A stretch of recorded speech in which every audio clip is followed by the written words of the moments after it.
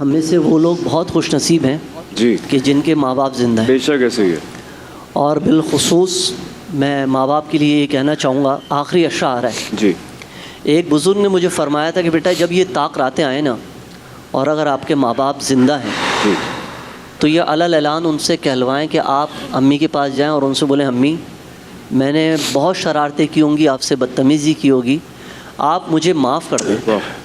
تو ماں ہو سکتا ہے نہ کرے, لیکن آپ دوبارہ ریکویسٹ کریں گے نا ماں معاف کریں. نہیں ماں تو پہلی باری میں ہی معاف اور آپ ماں سے کہیں کہ معاف کر چکی ہوں, ہاں امی میں نے جتنے گناہ کیے نا آپ مجھے معاف کریں, اور اب آپ یہ دعا کریں کہ میں اب عبادت کرنے جاؤں گا, اللہ اور اس کے رسول مجھ سے راضی ہو اسد جائیں. بھائی راضی ہو اچھی جائیں. اور مزے کی بات یہ کہ یہ جملے کہنے سے پہلے ماں ہمیں معاف کر چکی ہوتی ہے. ماں تو آلریڈی. اور آپ ایک بات جو میں سوچ رہی تھی, جو ماں کا سب سے بگڑا ہوا بچہ ہوتا ہے, سب سے بگڑی ہوئی اولاد ہوتی ہے, کس سے پیار کرتی ہے ماں سب سے زیادہ؟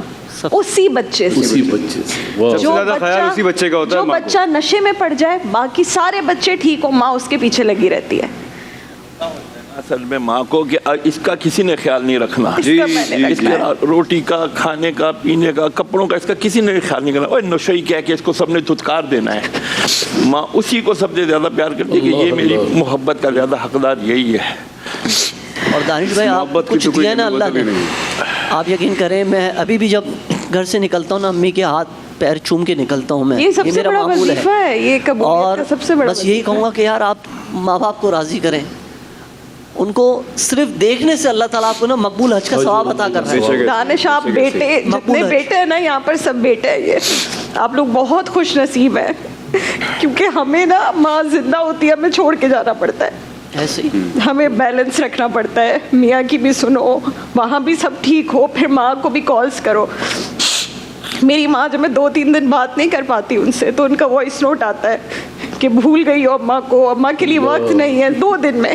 تو میں ہمیشہ سوچتی ہوں یار میں کہتی ہوں میرے بھائی کتنے خوش نصیب ہیں, یہ لڑکے کتنے خوش نصیب, کو باپ کو نہیں چھوڑنا پڑتا, ماں کو نہیں چھوڑنا پڑتا بس. لیکن ہم اس لیے بھی خوش نصیب ہیں کہ ہمیں ایک اور ماں ملتی ہے, وہ بھی ہمارے بہت پیاری ہوتی ہیں, وہ بھی ہمارا بہت خیال رکھتی ہیں.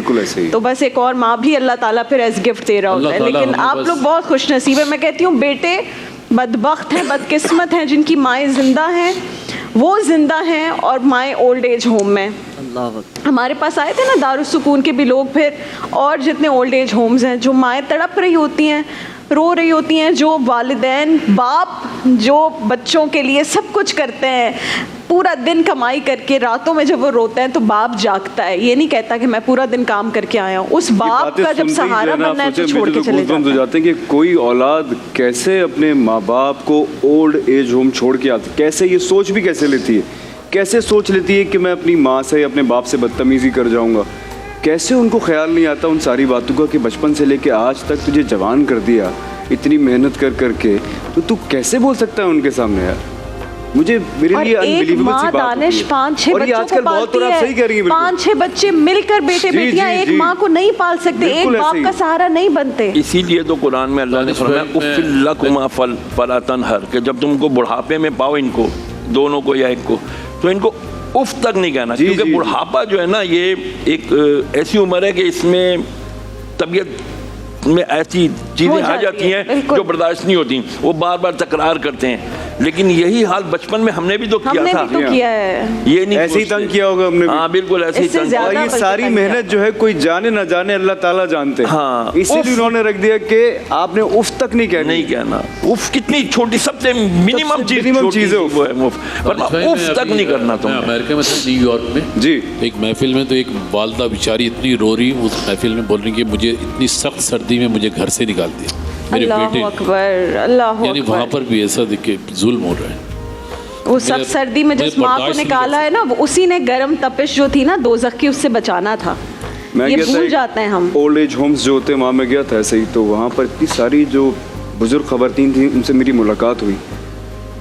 ایسی سٹوریز تھیں ان کی کہ میں نا مجھے ایسا لگا کہ میں یہ باتیں میں نہیں سنوں. یہ میرے لیے نا ایز اے ہیومن جو ہے نا انبلیویبل ہے کہ کوئی بیٹا, میں ڈسکس بھی نہیں کرنا چاہتا خیر یہ باتیں, اللہ تعالیٰ سب کو ہدایت عطا فرمائے, سب کو باپ سمجھ دے, جس آمین. کا سہارا بننا ہے بیٹے نے, اس باپ کو کیسے دھتکار سکتے ہو؟ اس باپ کو کیسے کہہ سکتے ہو کہ تجھے نہیں پتا میں نے کیا کرنا ہے؟ میں بہتر ابا جی سمجھتا ہوں, ہاں, جنہوں نے آپ کو, اور اچھا ایسا ہے کہ والدین اتنے پڑھے لکھے نہیں ہوتے, بچوں کو پڑھا لکھا دیتے ہیں, تو نکموں وہ خود نہیں پڑھ لکھ سکے تبھی تو تم لوگوں کو پڑھایا ہے.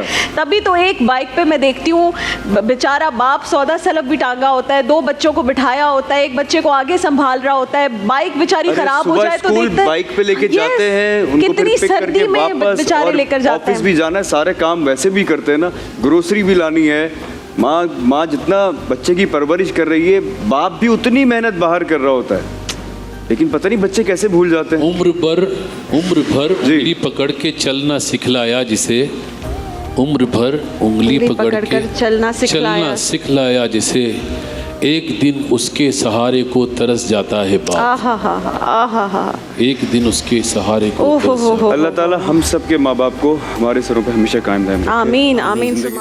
دیکھیے محفل رمضان لائیو ٹرانسمیشن روزانہ دوپہر 3 بجے سے شام 7 بجے تک, صرف گرین انٹرٹینمنٹ پر.